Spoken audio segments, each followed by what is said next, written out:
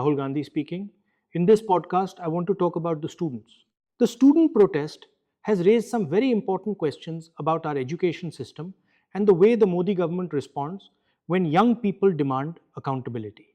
I recently wrote about this in The Hindu.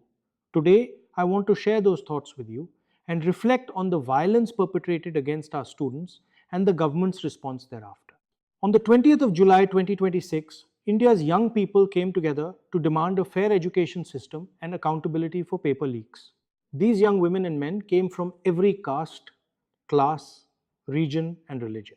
They were brave enough to demand justice, wise enough to know their constitutional rights, tender enough to laugh at their own turmoil, and earnest enough to believe that they could fight and win.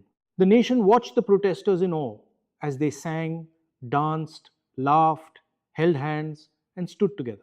Their resistance gave voice to the pain both of their own generation and of crores of Indians who are suffering but have been silenced by fear. The protests carried forward India's proud legacy of peaceful resistance, a tradition which won it independence and is protected by Article 19 of the Constitution.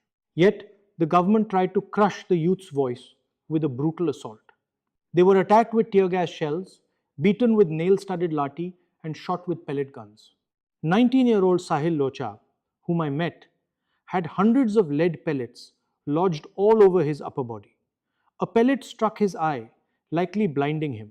Policemen wielding batons brutally assaulted young women, injuring many on their private parts. Minors were beaten with lathi, their bones broken, gashes and bruises on their bodies. In Bihar, student protesters were shot with firearms, including an AK-47 in Siwan, leaving many severely injured. Who authorized this illegal and unconstitutional violence? The Narendra Modi government prides itself on its centralized control.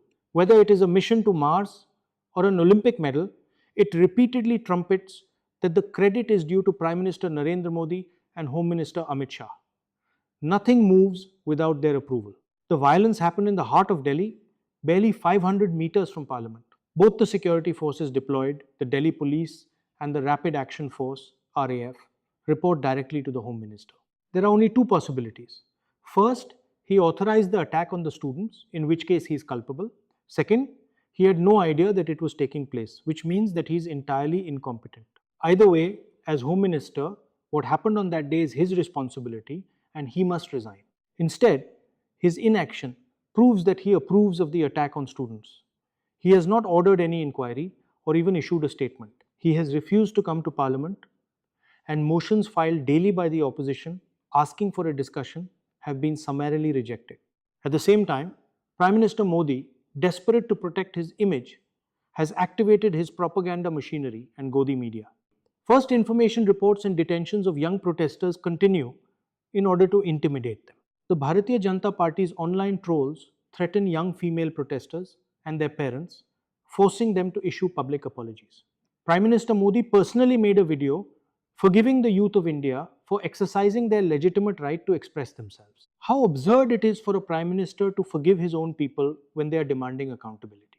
Since Prime Minister Modi is clearly so out of touch, let me warn him, young people across the country have awakened.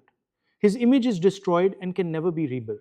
The youth of India will not allow him, Home Minister Shah, or any official to escape the consequences of their actions. We in the opposition stand with the youth. We will not allow these crimes to pass unpunished. On the 20th of July 2026, Sahil and thousands of young people across India demanded accountability from those they elected to office. Sooner or later, they will get that accountability, and we will ensure it